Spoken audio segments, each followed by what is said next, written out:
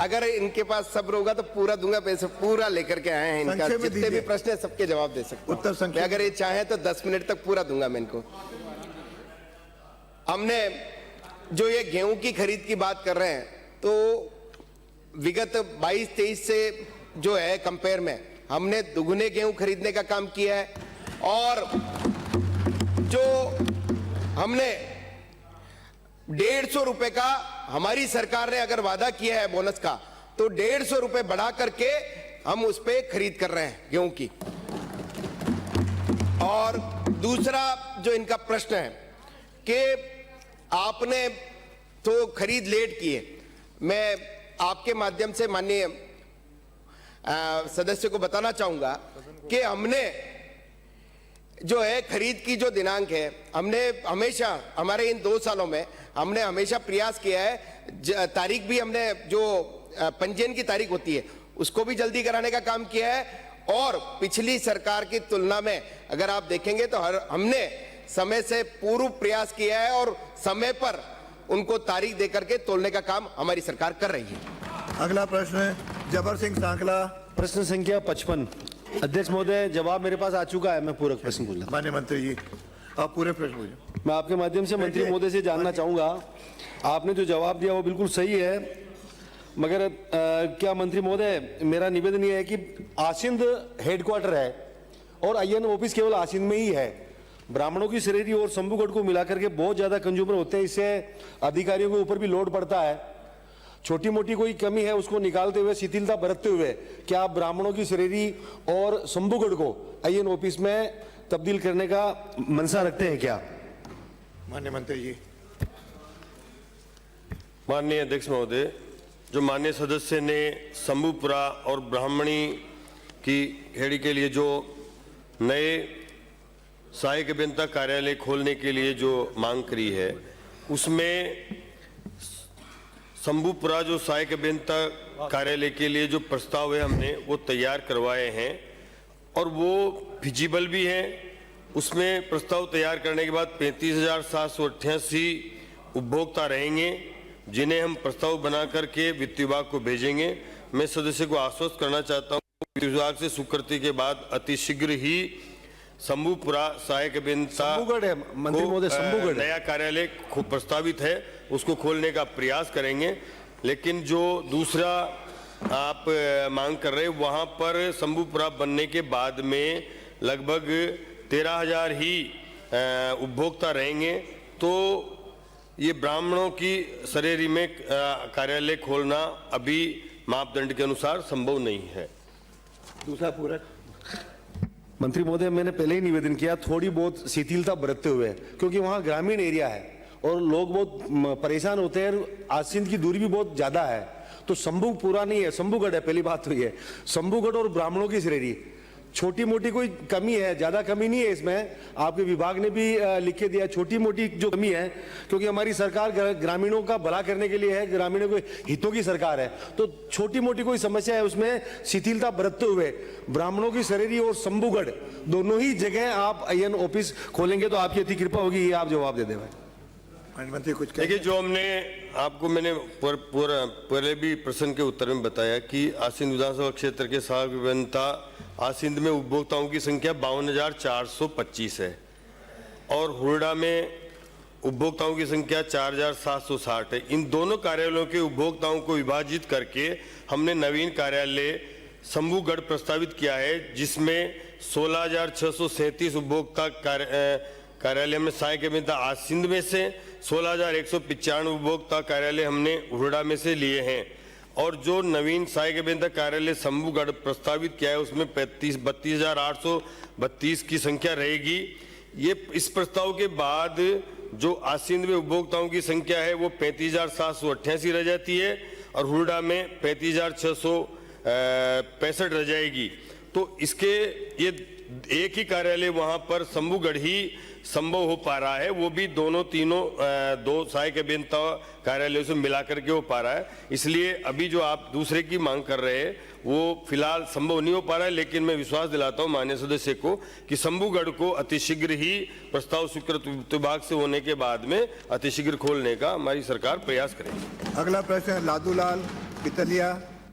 माननीय अध्यक्ष महोदय, प्रश्न का उत्तर मेरे को मिल गया है, संतुष्ट हूँ। चलिए अगला प्रश्न है गोविंद प्रसाद। 7 माननीय मंत्री जी। उत्तर आ गया मेरे पास। माननीय मंत्री जी, उत्तर आ चुका है।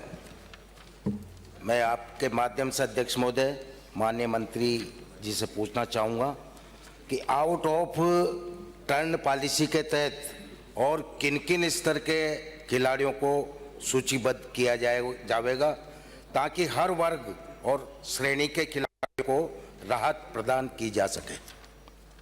माननीय मंत्री जी। अध्यक्ष महोदय, आपके माध्यम से मैं माननीय सदस्य को बतलाना चाहूँगा कि जो आउट ऑफ टर्न पॉलिसी है वो आउटस्टैंडिंग स्पोर्ट्समैन, उत्कृष्ट खिलाड़ियों को नियुक्ति देने के लिए है। इसके अंदर ओलंपिक गेम्स से लेकर राष्ट्रीय गेम्स और नेशनल चैंपियनशिप तक शामिल है। इसके बीच में जितनी भी प्रतियोगिताएं हैं वो सब शामिल हैं और उसी के हिसाब से कैटेगरी ए, बी और सी की नियुक्तियां दी जाती हैं। दूसरा प्रश्न है मेरा, क्या अप्रैल 2021 से विभिन्न श्रेणियों में कुल 229 खिलाड़ियों को सीधी नियुक्ति दी है, तो क्या बचे हुए खिलाड़ियों को नियुक्ति देने का विचार रखते हो? कब तक नियुक्ति दे दोगे? क्या तीसरा है, क्या 2% खेल कोटा में पदक जीतने वाले खिलाड़ियों के अलावा इस प्रतियोगिता या क्षेत्रीय प्रतियोगिता में भाग लेने वाले खिलाड़ी भी इस खेल कोटा के लिए पात्र हैं? अध्यक्ष महोदय, एक तो माननीय सदस्य ने कहा 229 नहीं है वो, ये 269 है। 269 हमने नियुक्ति दी है अप्रैल 2021 से लेकर दिसंबर 2025 तक। मैं आपके माध्यम से पूरे सदन को बताना चाहूँगा कि पिछली सरकार के अंदर पूरे 5 साल में 248 आउट ऑफ टर्न नियुक्ति दी गई थी।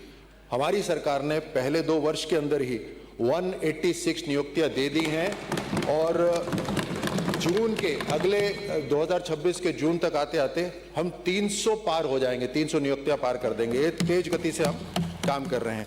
माननीय सदस्य ने जो सवाल पूछा है, निश्चित रूप से नेशनल चैंपियनशिप्स जो होती हैं, स्कूल गेम्स होते हैं, स्कूल गेम्स के अंदर जो मुकाबले होते हैं उसकी नियुक्तियां 2% में दी जाती हैं, लेकिन वो राजस्थान लोक सेवा के जो पद हैं उनको छोड़कर दूसरे पदों में दी जाती है। अगला प्रश्न स्थगित किया जाता है। मैं आपके माध्यम से मंत्री जी से जानना चाहता हूं कि जिन खिलाड़ियों को नियुक्ति नहीं मिली उनके लंबित रहने के कारण क्या रहे हैं और क्या यह प्रमाण पत्र सत्यापन के नाम पर फंसा है?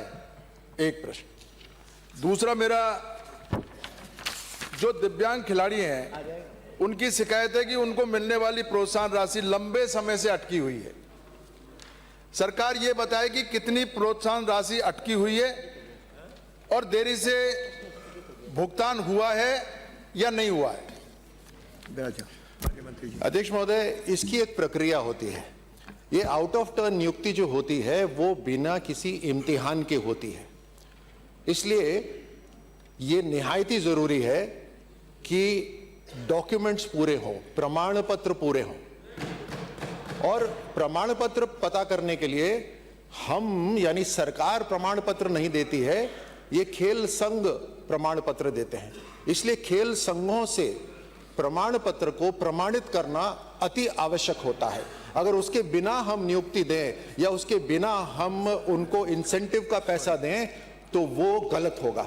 ये जो प्रक्रिया है, कुछ मैं माननीय सदस्य को आपके माध्यम से बताना चाहूंगा कि कुछ खेल संघ तो बहुत व्यवस्थित होते हैं, पूरा कंप्यूटराइज्ड उनका सिस्टम होता है, लेकिन बहुत से खेल संघ है जिनका जो व्यवस्था है वो ठीक नहीं है, वहां से जवाब आने में समय लगता है। ये जो नियुक्तियां हैं जो पेंडिंग है 248 जब पिछली सरकार के 5 साल में मात्र 248 हुई हैं, तो आप समझ सकते हैं कम से कम 13,000 नियुक्तियां पेंडिंग पड़ी हुई थी पिछली सरकार की, जिसका प्रमाण पत्र और पैसा वो लेना अभी भी बाकी है। अरे दोनों बहुत अच्छा प्रश्न है माननीय अध्यक्ष महोदय, बहुत शानदार प्रश्न है और मुझे मौका दिया है ये फिर से बताने का कि पिछली सरकार की बात तो केवल हम इसलिए कर रहे हैं ताकि जनता को ये पता रहे, ताकि जब बटन दबाना हो तो किसकी तरफ बटन दबाया जाए। 248 पिछली 5 साल में कराए हमने, 186 तो पहले 2 साल में कर दिया है और जून, इस साल के जून तक आते आते हम 300 पार कर देंगे केवल मात्र 2.5 साल के अंदर। तो फर्क बिल्कुल साफ है माननीय सदस्य कि इस सरकार और पिछली सरकार के काम। अगला प्रश्न है शोभा चौहान का स्थगित किया जाता है, वो 25 को लिस्टेड है, किसी यूडीएच का नगर पालिका बन गई आपकी, इसलिए वहां जाएगा। अगला प्रश्न है गोपीचंद मीणा। माननीय अध्यक्ष महोदय, प्रश्न का मेरे उत्तर आ गया है।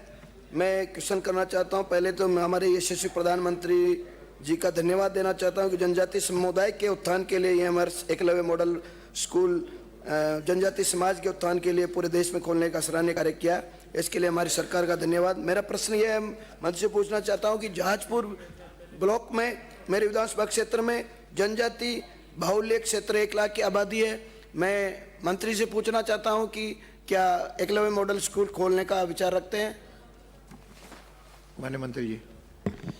माननीय अध्यक्ष महोदय जी, माननीय सदस्य का चिंता करना वाजिब है कि एकलव्य मॉडर्न स्कूल एक अच्छी क्वालिटी के स्कूल होते हैं, वो होने चाहिए तो वहाँ का जनजाति का बच्चा अच्छी क्वालिटी की शिक्षा ले सके। जहाजपुर में जनसंख्या तो कवर करती है, लेकिन प्रतिशत होना चाहिए। जो केंद्र का जो मापदंड है एकलव्य मॉडर्न स्कूल खोलने का, वो नॉर्म्स बने हुए हैं। उस नॉर्म्स में 20,000 की आबादी और 50% की जनसंख्या उसमें होना है।